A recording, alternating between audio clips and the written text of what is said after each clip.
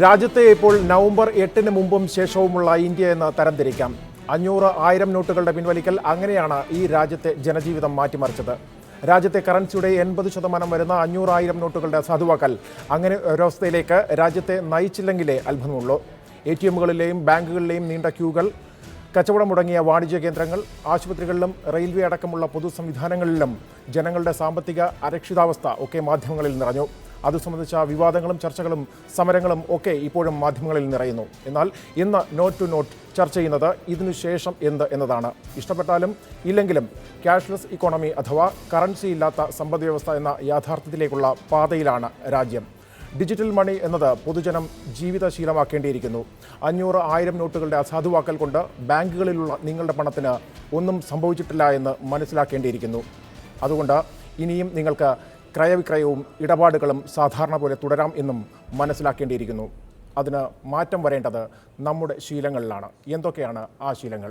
ചർച്ചയിലേക്ക് വരാം. പങ്കെടുക്കുന്നത് സാമ്പത്തിക വിദഗ്ധ ശ്രീമതി മേരി ജോർജ്, ബാങ്കിംഗ് രംഗത്ത് നിന്ന് Shri M Varadaraj Iyer, general manager technology SBT, management വിദഗ്ധൻ ശ്രീ പ്രവീൺ പരമേശ്വരൻ എന്നിവർ തിരുവനന്തപുരത്ത് നിന്നും, കൊച്ചിയിൽ നിന്ന് ടെക്നോളജി ബിസിനസ് രംഗത്തെ പരിചയസമ്പന്നനായ ശ്രീ A. ഫൈസൽ, തൃശ്ശൂരിൽ നിന്നും സൗത്ത് ഇന്ത്യൻ ബാങ്ക് IT മേധാവി ശ്രീ റാഫേൽ TJ.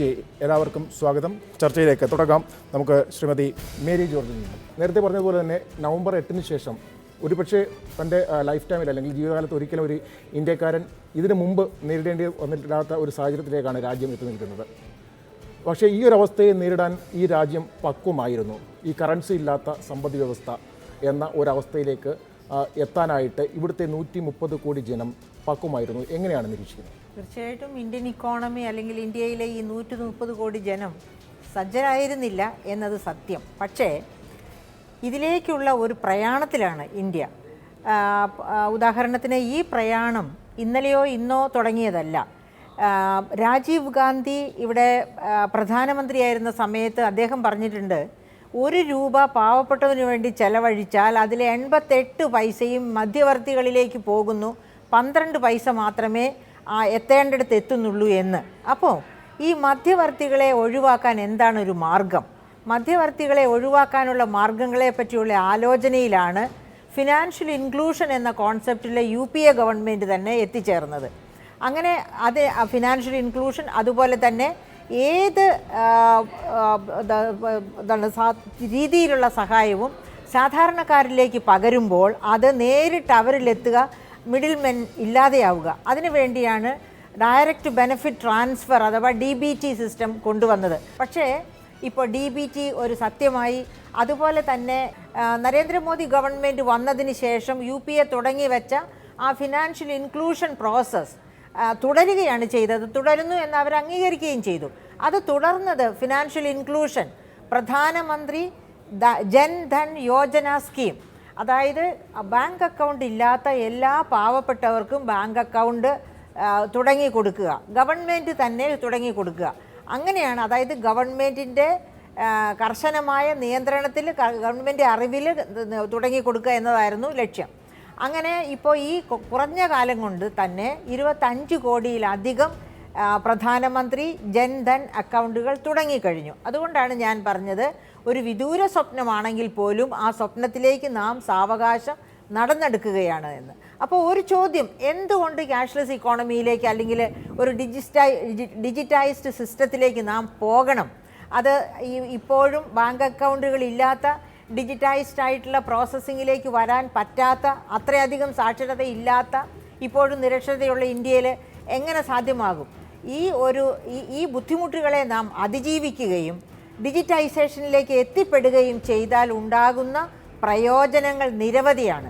അതിൽ ഏറ്റവും പ്രധാനപ്പെട്ട ഒന്നാണ് കള്ളപ്പണം, കുഴൽപ്പണം, കള്ളനോട്ട്. ഇവയുടെ 3ൻ്റെയും വ്യാപനം തടയാൻ സാധിക്കും എന്നുള്ളത്.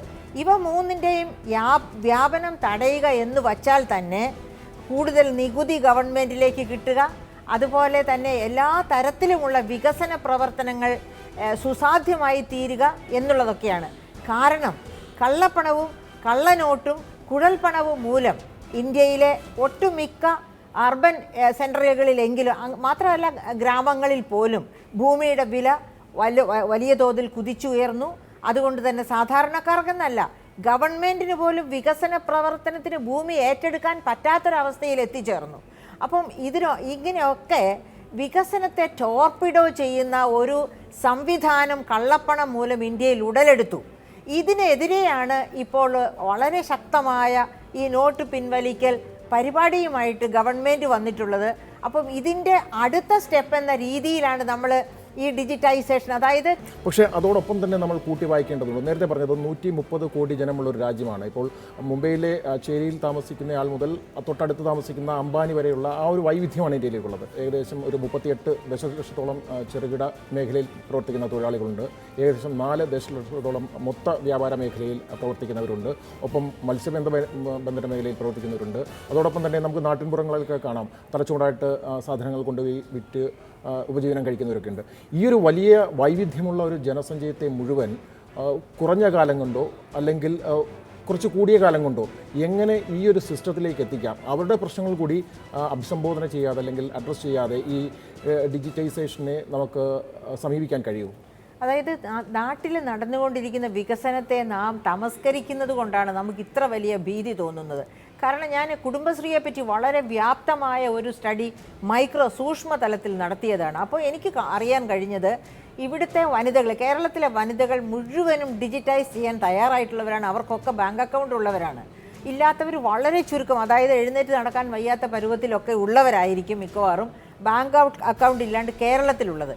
ഈ കേരളത്തിലെ അത്രയധികം സാക്ഷരത മറ്റ് സംസ്ഥാനങ്ങളിൽ ഉണ്ടായിരിക്കില്ല. പക്ഷേ സാക്ഷരതയിൽ അവർ മുൻപോട്ട് പോകുന്തോറും ഇങ്ങനെ ഗവൺമെൻറ് തന്നെ ഒരു യജ്ഞം പോലെ ഏറ്റെടുത്ത് പിന്നെ ബാങ്ക് അക്കൗണ്ടുകൾ തുടങ്ങി കൊടുക്കുമ്പോൾ പിന്നെ വേറെ ഓപ്ഷൻ ഒന്നുമില്ല എന്നൊരവസ്ഥ വരുമ്പോൾ തീർച്ചയായിട്ടും എല്ലാവരും ഇങ്ങനെ ഡിജിറ്റൈസ്ഡ് സിസ്റ്റത്തിലേക്ക് മാറാൻ തയ്യാറാകും. പക്ഷേ നമുക്കറിയാം, ഒരു വേദനയും ഇല്ലാതെ ഒരു നേട്ടവും ഒരു രാജ്യത്തും ഒരു ജനതയും ഒരു കാലത്തും നേടിയിട്ടില്ല.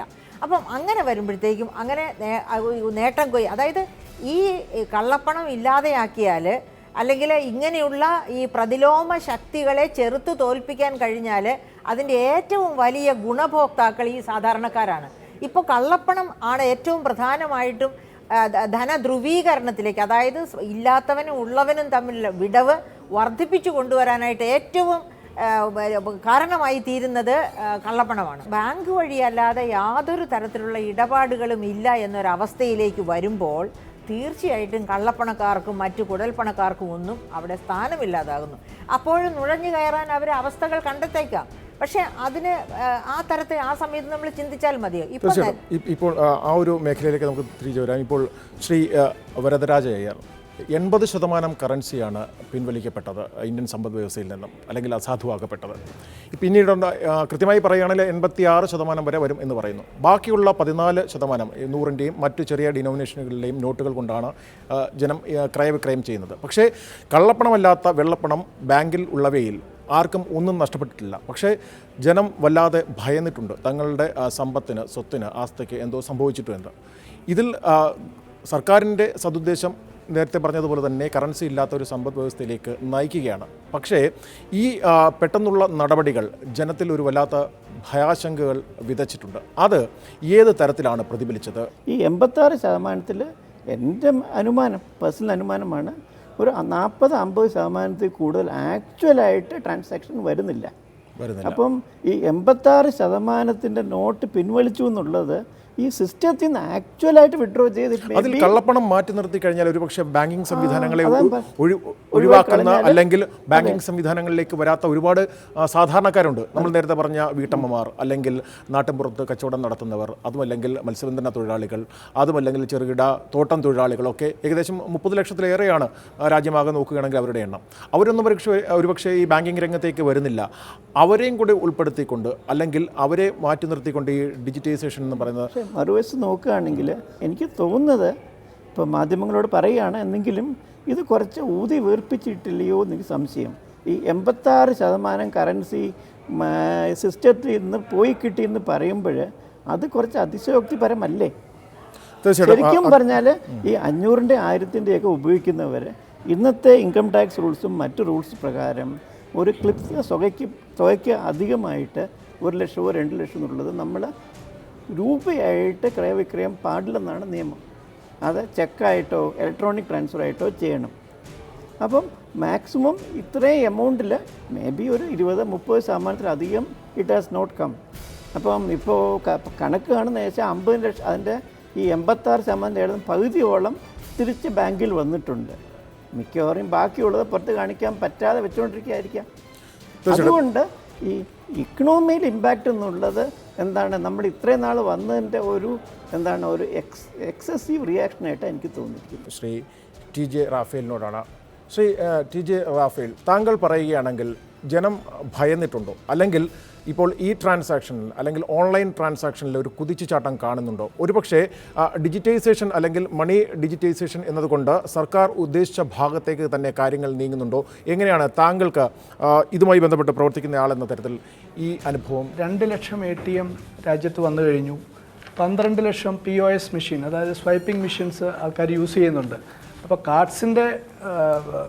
കാർഡുകളുടെ ഉപയോഗം നോക്കുകയാണെങ്കിൽ എല്ലാ തരത്തിലുള്ള കാർഡുകളും, master card, visa, RuPay card എല്ലാം ഇവിടെ ആൾക്കാർ യൂസ് ചെയ്ത് തുടങ്ങിക്കഴിഞ്ഞിട്ടുള്ളൊരു കാര്യമാണ്. ഈ ഡിമോണിറ്റൈസേഷൻ്റെ ഭാഗം പറയുകയാണെങ്കിൽ അതിന് ശേഷം തീർച്ചയായിട്ടും ആൾക്കാർ ഡിജിറ്റൽ മീഡിയത്തിൽ കൂടെ കൂടുതൽ കാര്യങ്ങൾ ചെയ്തു തുടങ്ങിയെന്നുള്ള കാര്യം ഒരു സത്യമാണ്. ഇപ്പോൾ ഫോർ എക്സാമ്പിൾ 3 തരത്തിലാണ് ഡിജിറ്റൽ രംഗത്ത് ആൾക്കാർ cards, internet banking, mobile banking, ഈ 3 തരത്തിലൂടെയാണ് ഡിജിറ്റൈസേഷൻ പ്രവൃത്തിയിലേക്ക് വരുന്നത്. അതിന് പുറമെ നിങ്ങളിപ്പോൾ ഈ അടുത്ത് കണ്ടു കാണും, NPCI 2 പ്രോഡക്റ്റിൻ്റെ ആഡ് കണ്ടിന്യൂസ് ആയിട്ട് എല്ലാ ദിനപത്രങ്ങളിലും കൊടുത്തുകൊണ്ടിരിക്കുകയാണ്. ഒന്ന് IMPS, ഒന്ന് UPI പേ.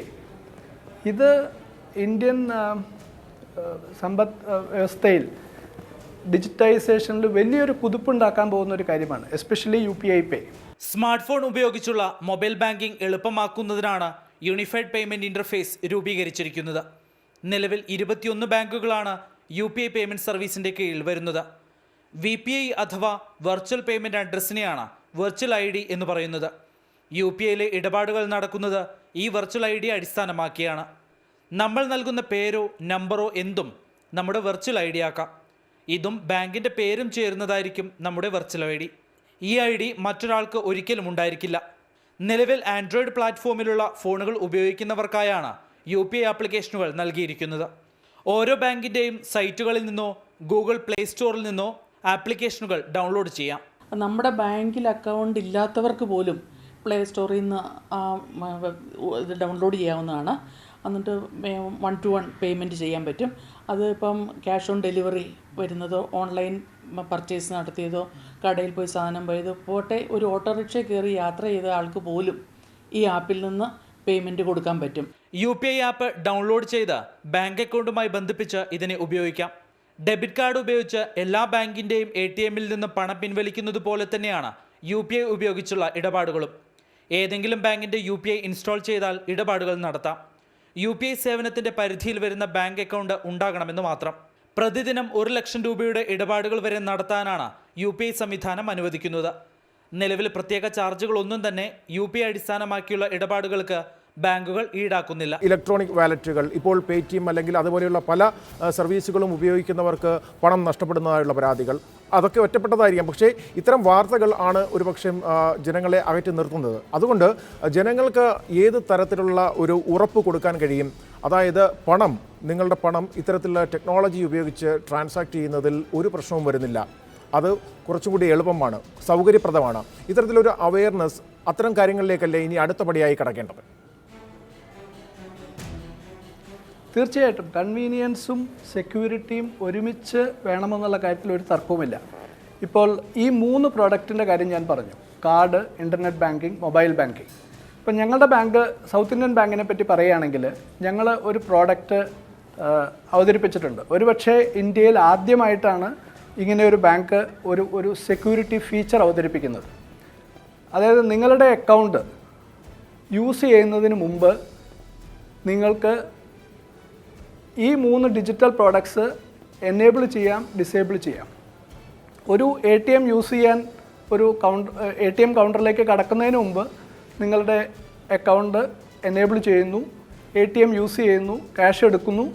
അതിനുശേഷം ആ പർട്ടിക്കുലർ അക്കൗണ്ട് ഡിസേബിൾ ചെയ്യുന്നു. ഇത് ഞങ്ങൾ അവതരിപ്പിച്ചിട്ടുള്ളത് ഞങ്ങളുടെ മിറർ ആപ്പ് ഒരു മൊബൈൽ ആപ്പിൽ കൂടെയാണ്. അപ്പോൾ ഞങ്ങളുടെ എല്ലാ കസ്റ്റമേഴ്സിനും ഇത് അവതരിപ്പിച്ചിട്ടുണ്ട്.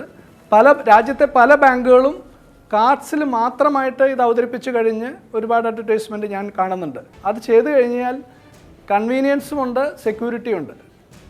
തീർച്ചയായിട്ടും എല്ലാ ബാങ്കും ഇത് അവതരിപ്പിച്ച് കഴിഞ്ഞ് കഴിഞ്ഞാൽ ജനങ്ങൾക്ക് ധൈര്യമായിട്ട് ഈ 3 പ്രോഡക്റ്റും ഉപയോഗിക്കാവുന്നതാണ്. തീർച്ചയായിട്ടും ഈ ചർച്ചയുടെ കൂടുതൽ വിശദാംശങ്ങളിലേക്ക് അല്ലെങ്കിൽ കൂടുതൽ ആഴത്തിലുള്ള നിരീക്ഷണങ്ങളിലേക്കും വിശകലനങ്ങളിലേക്കും വരേണ്ടതുണ്ട്. അതിനായി പ്രവീൺ പരമേശ്വരൻ, മാനേജിംഗ് വിദഗ്ധൻ, ഒപ്പം ടെക്നോളജി ബിസിനസ് രംഗത്ത് നിന്ന് എ ഫൈസൽ ചേരും ഒരു ഇടവേളയ്ക്ക് ശേഷം.